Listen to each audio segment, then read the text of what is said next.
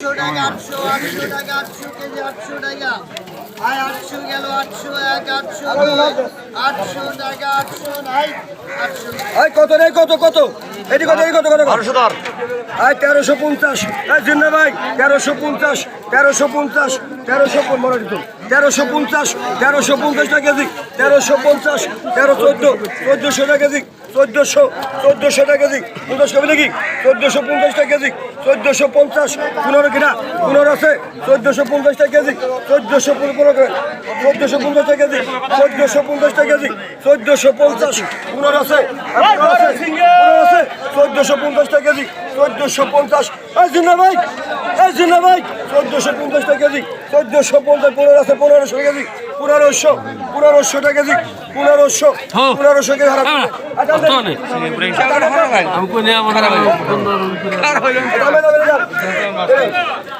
পয়সা বললাম